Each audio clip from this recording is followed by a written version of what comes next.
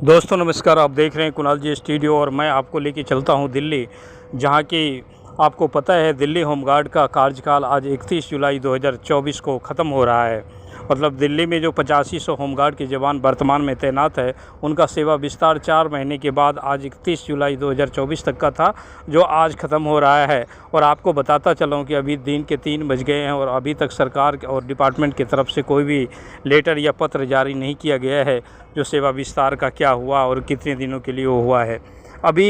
एक सप्ताह से नेशनल होमगार्ड वेलफेयर एसोसिएशन की टीम और दिल्ली होमगार्ड एकता मंच के अधिकारियों के द्वारा दिल्ली में डेरा डाला गया था और विभिन्न मंत्रियों और काफ़ी सांसदों से मिला गया था, जिसमें से मुख्य मांगे भारत के होमगार्ड एक्ट में संशोधन और ख़ास करके दिल्ली होमगार्ड के सेवा विस्तार को 60 वर्ष तक करने और 4 महीने से लंबित दिल्ली परिवहन निगम की बसों में तैनात मार्शल की जो ड्यूटी भत्ता है उसे जल्द से जल्द रिलीज़ करने के लिए अनुरोध किया गया था। कल दिनांक 30 जुलाई 2024 को नवनिर्वाचित सांसद माननीय चंद्रशेखर आज़ाद जी ने दिल्ली होमगार्ड की मामला को संज्ञान में लेते हुए माननीय उपराज्यपाल महोदय के नाम से एक पत्र भेजा है, जिसमें दिल्ली होमगार्ड की सेवा विस्तार को उसके उम्र के 60 साल तक करने एवं उसे जल्द से जल्द 4 महीने का ड्यूटी भत्ता जारी करने का आग्रह किया है। तो दोस्तों, ये दिल्ली होमगार्डों के लिए बहुत बड़ी खबर है कि माननीय सांसद ने संज्ञान लिया और सभी होमगार्ड जवानों को माननीय सांसद के पत्र से ज़रूर चेहरा खिला है और उसे ऐसा आशा है कि हमारे माननीय उपराज्यपाल महोदय हमारी समस्या को गंभीरता से लेंगे और जल्द से जल्द हमारी ड्यूटी भत्ता रिलीज़ करेंगे और हमारी एक्सटेंशन जो होना था ड्यूटी का सेवा विस्तार वो भी करेंगे। आइए सुनते हैं जवानों को जो दिल्ली होमगार्ड के बसों में, दिल्ली परिवहन निगम के बसों में होमगार्ड लगे हुए हैं जो मार्शल के तौर पे तैनात हैं, उनसे सुनते हैं उनका क्या कहना है इसके बारे में। और इस समय मैं दिल्ली होमगार्ड के बीच में हूँ और ये सारे जितने भी लोग यहाँ आप देख रहे हैं सब दिल्ली होमगार्ड के जवान हैं।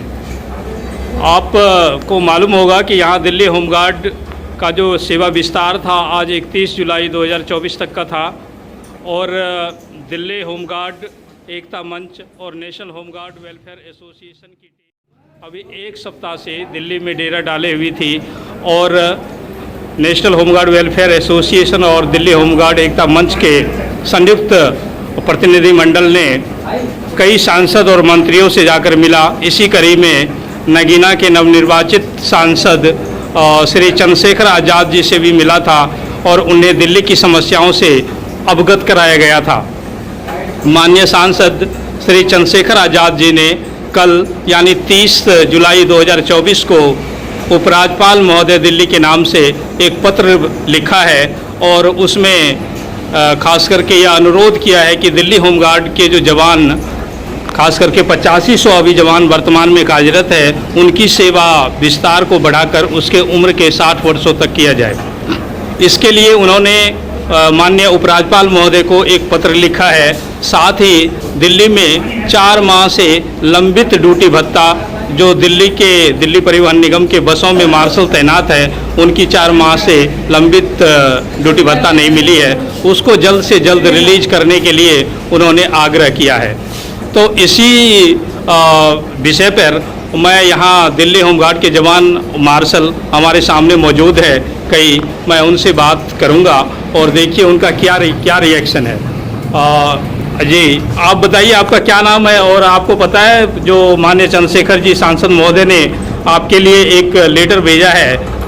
उपराज्यपाल महोदय को, जो इसकी सेवा विस्तार जो है 60 वर्षों तक किया जाए और 4 महीने की जो